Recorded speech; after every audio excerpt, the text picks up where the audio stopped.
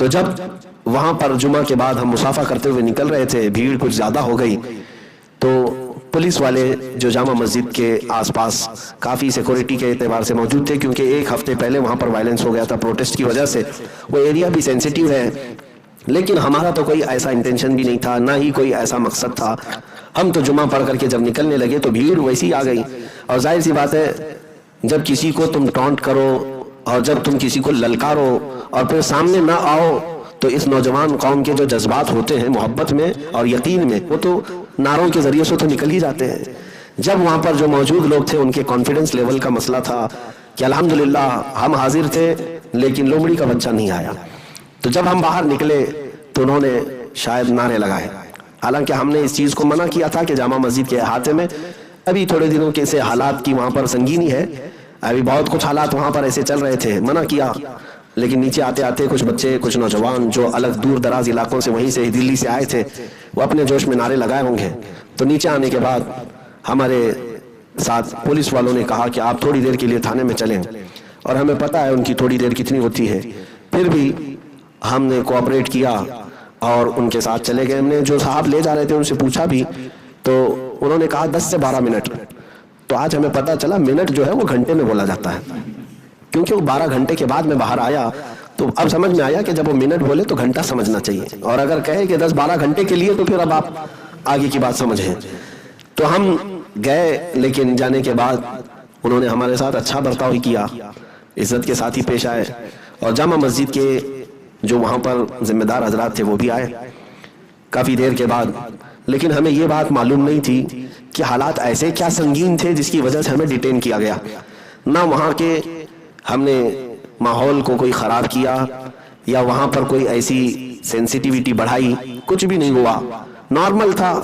جامع مسجد کے آس پاس کی دکانوں والوں کو تو پتہ بھی نہیں تھا، خبر بھی نہیں، ہم نارمل جا رہے تھے، لیکن پھر بھی کچھ مہربان لوگ ہوتے ہیں اور وہ چاہتے ہیں کہ میں تھوڑی دیر تک ان کے ساتھ بیٹھا رہوں، تو مہربانی کا شکریہ، بیٹھے رہے۔ تھوڑی دیر کے بعد پھر ہمیں الگ الگ ایجنسیوں کے ذریعے سے پوچھ تاچھ کرائی گئی۔ ٹھیک ہے، یہ ان کی اپنی کارروائی تھی، ان کا اپنا پروسیس تھا، جتنی ایجنسیاں تھیں انہوں نے اپنے اپنے اعتبار سے تحقیقات کیا اور اچھے انداز میں ہی کیا۔ ہم نے ان کا سپورٹ کیا، انہوں نے ہمیں سپورٹ کیا۔ ان کے سپورٹ کا مطلب آپ سمجھتے ہیں کہ اچھے سے بات کر لینا، باقی اور کسی بات کی بات میں نہیں کہہ رہا ہوں، لیکن مسئلہ یہ تھا کہ ہمارے ساتھ 6-7 لوگ تھے۔ اچھا یہ بھی بات میں آپ کو بتا دوں کہ ہم گئے تھے تو ایسا نہیں کہ میں نے کسی سے کہا نہیں، علماء اکرام جو ہمارے ہیں ان سے میں نے مسلسل رابطے بھی کیے اور میں بلایا بھی۔ کئی علماء اکرام کی اپنی اپنی مصروفیات تھی، دلی کے علماء بھی، انہوں نے سب مجھے دعاؤں سے نوازا اور کہا بھی کہ آپ پہنچے، ہم لوگ سب ساتھ میں ہیں۔ تو بہرحال اپنی اپنی مصروفیات کے اعتبار سے جو نہیں آ سکے میں ان کو بلیم نہیں کرتا، لیکن جو گئے ان کو گالی بھی نہ دو۔ دو چیزوں کا آپ لوگوں کو خیال رکھنا چاہیے کہ جو علماء نہیں جا سکے ان کو بلیم مت کرو، ان کو تان و تشنیع مت کرو کہ آپ کیوں نہیں گئے، فلاں کیوں، سب پر فرض نہیں ہے، سب پر واجب نہیں تھا، لیکن جو گئے ان کو گالی کیوں دیتے ہو کہ ان کو کیا ضرورت تھی، وہاں کیوں گئے، جان جوکھم میں ڈالنے کے لیے گئے، فلاں گئے، آپ سے یہ بھی ہو سکتا تھا، وہ بھی ہو سکتا تھا۔ میرے عزیزوں، یہ راستے پرخطر ہیں، ہمیں بھی پتہ ہے۔ سیدنا امام حسین شہید کربلا، کیا انہیں معلوم نہیں تھا کہ 22,000 کی فوج کے سامنے جانے سے کیا ہو سکتا ہے؟ ان کا خاندان، ان کے بچے اور ان کا گھر بار وہ لوگ ماریں گے۔ تو کیا امام حسین نے رخصت کا راستہ اختیار کر کے اپنے گھر کو ترجیح دی کہ میں گھر میں بیٹھ جاؤں گا، کچھ نہیں کروں گا؟ نہیں، بلکہ حسینی کردار امام حسین، امام عالی مقام نے یہ ثابت کر دکھایا کہ اگر حق کی بات آئے تو ڈٹے رہ جاؤ، اگر قتل بھی ہو جائے تو کچھ فرق نہیں پڑتا، اس لیے کہ اسلام زندہ ہوتا ہے ہر کربلا کے بعد۔ حق کے لیے تم ڈٹے رہو، یہ عزیمت کا راستہ ہے۔ تو میرے عزیزوں، وہاں پر ہمارے ساتھ ہمارے بڑے عزیز ساتھی حضرت علامہ مولانا مفتی ظفر نوری ازہری صاحب گوالیار سے ساتھ میں تھے، بلکہ ساتھ ساتھ جامع مسجد بھی گئے، ساتھ ساتھ واپس بھی آئے۔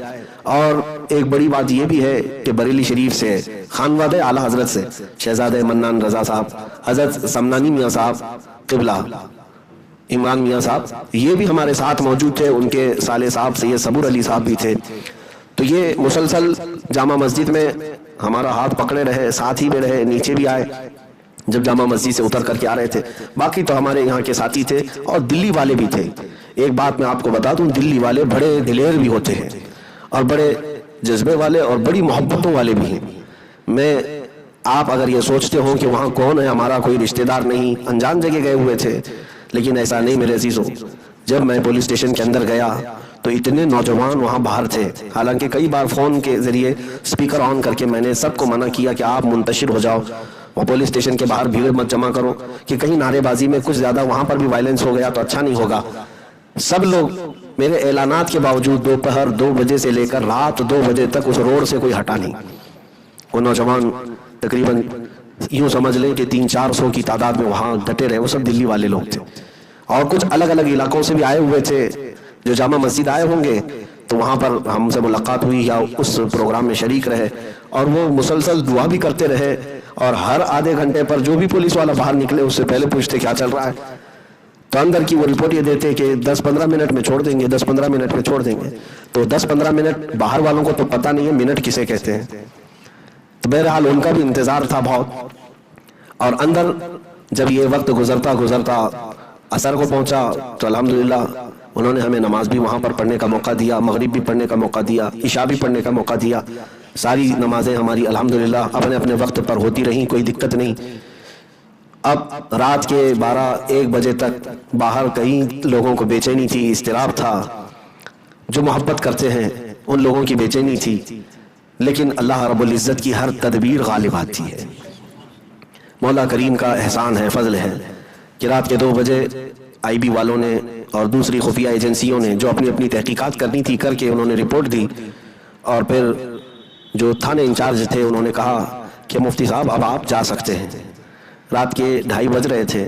ہم باہر نکلے تو 2:30-3 بجے اندھیرا چھایا ہوا ہوتا ہے، لیکن باہر آ کر کے دیکھا تو عاشقان رسول کا اتنا بڑا ہجوم تھا کہ روشنی روشنی تھی. ہر کوئی جو ہے تک رہا تھا. ایک بات میں آپ کو بتاؤں، ان کی محبتیں، ان کے احساسات، یا وہ جو باہر بیٹھے تھے وہ مجھ فقیر کے لیے یا میرے کپڑوں کے لیے، میرے منصب کے لیے نہیں، بلکہ ان کی جو بھی محبتیں تھیں وہ آقا کریم کے حوالے سے تھیں، حضور پاک صلی اللہ تعالیٰ علیہ وسلم کی وجہ سے تھی. میں بارہا یہ کہتا ہوں، یہ ناز یہ انداز ہمارے نہیں ہوتے، جھولی میں اگر ٹکڑے تمہارے نہیں ہوتے. نبی پاک صلی اللہ تعالیٰ علیہ وسلم کی نسبت ہی سے وہ ہم سے محبت کرتے